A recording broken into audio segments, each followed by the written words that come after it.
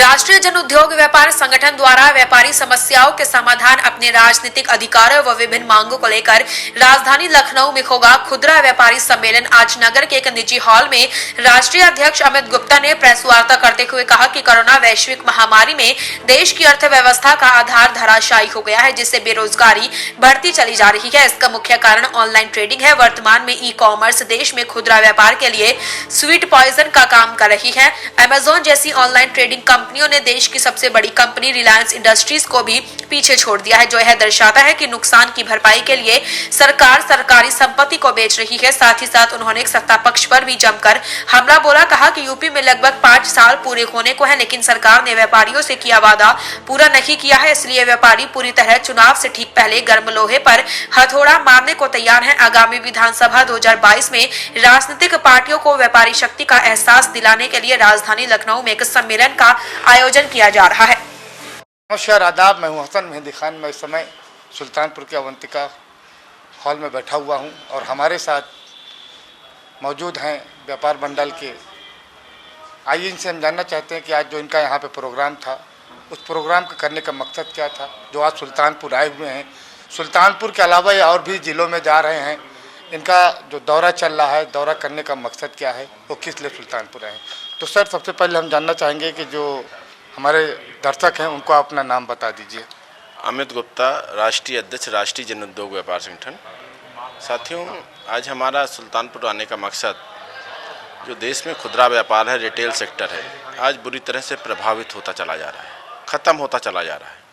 उसको बचाने के लिए एक योजना कैसे सरकार के द्वारा बने, कैसे कि इस देश का खुदरा व्यापार संरक्षित हो। जब व्यापार संरक्षित होगा तो निश्चित रूप से रोजगार संरक्षित होगा। आज पूरे देश के अंदर से व्यापार घट रहा है तो रोजगार घट रहा है। आज रोजगार को बचाने के लिए, व्यापार को बढ़ाने के लिए राष्ट्रीय जन उद्योग व्यापार संगठन ने भारत सरकार से मांग रखी है कि देश में खुदरा व्यापार मंत्रालय का गठन हो। साथ ही जैसे जीएसटी है, जीएसटी के अंदर बहुत से संशोधन भारत सरकार के द्वारा जीएसटी काउंसिल के द्वारा किए गए हैं, लेकिन आज भी एक टैक्स का प्रावधान आज भी नहीं दिख रहा है। जैसे चना है, चने पे अगर बगैर भुना हुआ चना है तो 5% और उसी को भूंज दीजिए तो 12%। तो इस पे कहीं ना कहीं विसंगतियां कई प्रकार से हैं, तो सरकार को इस पे भी संशोधन करने की आवश्यकता है। और इस संदर्भ में 19 दिसंबर को देश में जो आज देश का रिटेल सेक्टर है, सर्वाधिक इस वैश्विक महामारी में अगर कोई सर्वाधिक प्रभावित हुआ है तो व्यापारी, खुदरा व्यापारी प्रभावित हुआ है। उसके लिए 19 दिसंबर को हमने आवाज़ उठाई है कि देश में जैसे डिस्कॉम कंपनियों का पैसा 94,000 करोड़ रुपया माफ़ किया गया है, इस देश में दूरसंचार कंपनियों का पैसा माफ़ किया जा रहा है।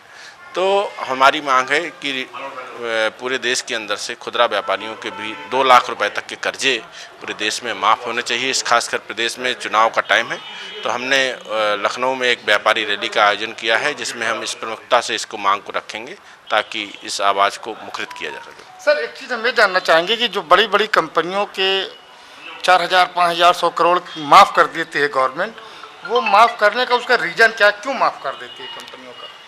देखिए, है क्या, जितने भी ये बड़े भारी उद्योग हैं, भारी उद्योग, उनके लिए अलग से उद्योग मंत्रालय बना है। उन्होंने अपनी एक आय व्यय की लिस्ट बनाते हैं, उसके बाद उस कंपनी भारत सरकार से आय व्यय की लिस्ट बनाते हैं, उसके बाद उस कंपनी भारत सरकार से बातचीत करते हैं कि ये चीज़ हमारे ऐसे ऐसे नुकसान हो रहा है, तो उनकी भरपाई के लिए सरकार कहीं ना कहीं जब विचार करती है। तो इसीलिए हमने मांग रखी कि जब हमारा भी खुदरा व्यापार मंत्रालय होगा तो निश्चित रूप से इस रिटेल सेक्टर को तभी उसकी पूछ होगी।